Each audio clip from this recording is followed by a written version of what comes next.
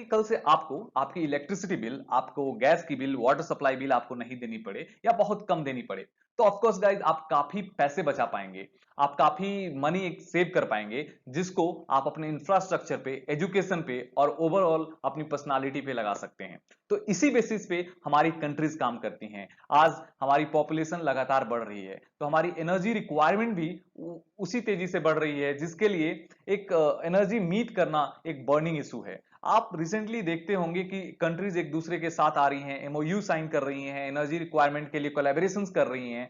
तो जब पूरा वर्ल्ड एक दूसरे की तरफ देख रहा है, तो इंडिया ने बहुत सही रास्ता दिखाया है, जिससे हम नॉन रिन्यूएबल एनर्जी रिसोर्सेज से रिन्यूएबल एनर्जी रिसोर्सेज में शिफ्ट हो सकते हैं। आपने रिसेंटली इंडिपेंडेंस डे पे हमारे प्राइम मिनिस्टर श्री नरेंद्र मोदी जी का आपने भाषण और स्पीच सुना होगा, जिसपे उन्होंने one sun one world and one grid की बात की थी। और हमने इंटरनेशनल सोलर अलायंस भी गठन किया है, जिसका हेडक्वार्टर गुरुग्राम हरियाणा में है। तो गाइज रिसेंटली टर्की ने बहुत बड़ा नेचुरल गैस रिजर्व फाउंड किया है, जो एक नॉन रिन्यूएबल एनर्जी रिसोर्स है।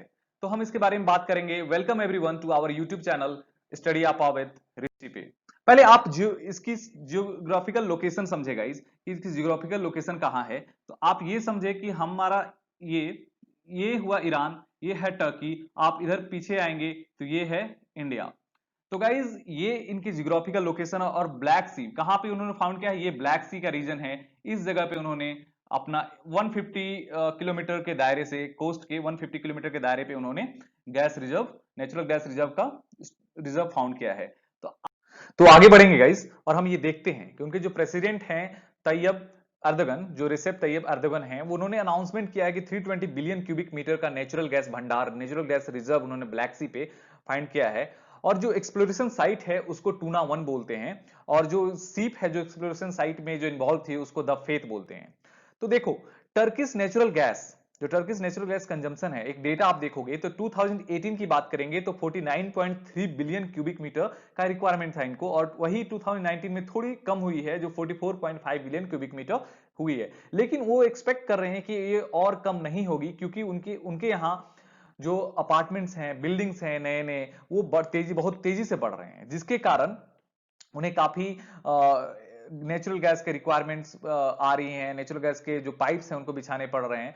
तो जो रिक्वायरमेंट्स है और बूस्टअप हो रहा है। ऐसे टाइम में जब उनकी एनर्जी काफी एक्सपेंस बढ़ रही है और उनको काफी खर्च करने पड़ रहे हैं, तो इस समय में नेचुरल गैस का भंडार मिलना, नेचुरल गैस का रिजर्व मिलना काफी एक सूदिंग, यू कैन से खुशखबरी हो सकती है उनके लिए। और ये जो इंपोर्ट करते हैं वो रसिया, ईरान, इराक और अजरबैजान से करते हैं, और हाईली 50 to 60% वो रसिया से करते हैं। वो हाईली डिपेंडेंट है नेचुरल गैस के लिए दूसरों से, क्योंकि देखो वो जो नेचुरल गैस का काफी बड़ा अमाउंट वो अपनी इलेक्ट्रिसिटी जनरेशन में भी करते हैं। इलेक्ट्रिसिटी जनरेट करने के लिए भी वो काफी एक्सपेंस और काफी इन्वेस्टमेंट करते हैं नेचुरल गैस का।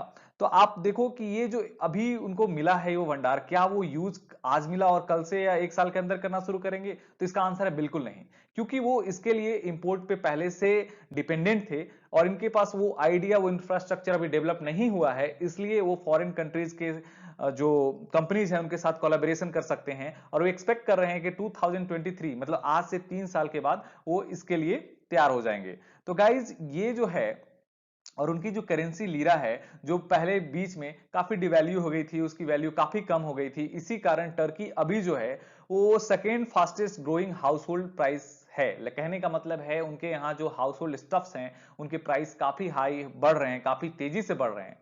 तो इस रिजर्व के मिलने के कारण उनको एक स्टेबिलिटी, और जो उनकी लीरा है, जो उनकी करेंसी, वो थोड़ी मजबूत होगी।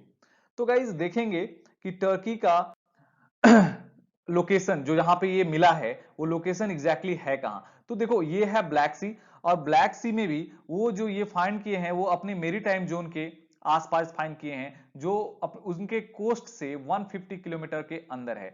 क्योंकि जो ब्लैक सी है ये, इसमें मेरीटाइम जोन बटा हुआ है बुल्गारिया के लिए, यूक्रेन के लिए, रसिया के लिए। तो ये अनडिस्प्यूटेड एरिया है गाइस, पूरी तरह से वो टर्की को बिलोंग करता है। तो टर्की आपको जैसे तो पता होगा कि आपको टर्की एक नेटो मेंबर है। तो नेटो मेंबर क्या होता है उसके बारे में बात करेंगे।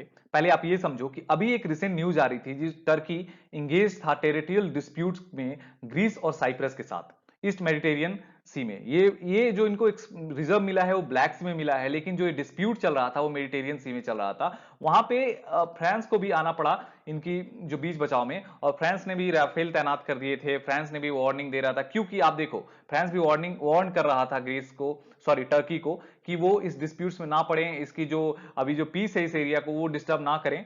तो पहले ये समझो कि नेटो मेंबर्स होते क्या हैं, किस बेसिस पे काम करते हैं। तो नेटो का फुल फॉर्म है guys North Atlantic Treaty Organisation. ये जो 28 देशों का एक समूह है, ये पॉलिटिकल और मिलिट्री ऑर्गेनाइजेशन है, जो देखो एक दूसरे के इंटरेस्ट को सेफगार्ड करने के लिए बनाया गया है, जो एक दूसरे की फ्रीडम को, सिक्योरिटी को सेव करता है और बचाता है।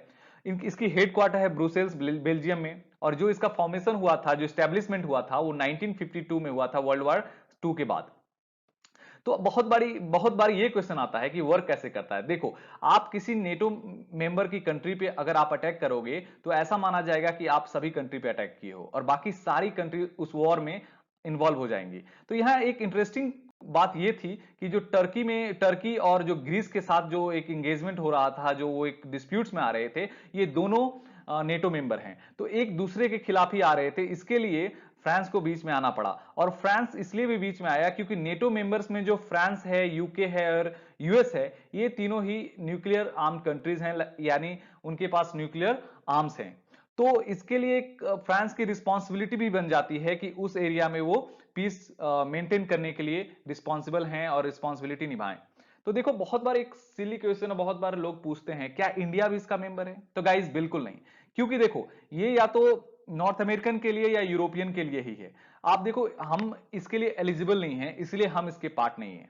तो गाइज होप कि आपको सभी जो डाउट्स हैं वो क्लियर हो गए होंगे। अगर आपको डाउट क्लियर नहीं है तो आप कमेंट बॉक्स में कमेंट करें, मैं कोशिश करूंगा कि आपकी जो डाउट्स है, क्वेरी है, वो सोल्व कर पाऊं। तो thanks for watching guys, please do like share and subscribe. आपकी एक लाइक, एक शेयर एंड एक सब्सक्राइब जो है हमें काफी मोटिवेशन प्रोवाइड करती है। इसी तरह अपना प्यार बनाए रखें। Keep loving us guys. Thank you and all the very best.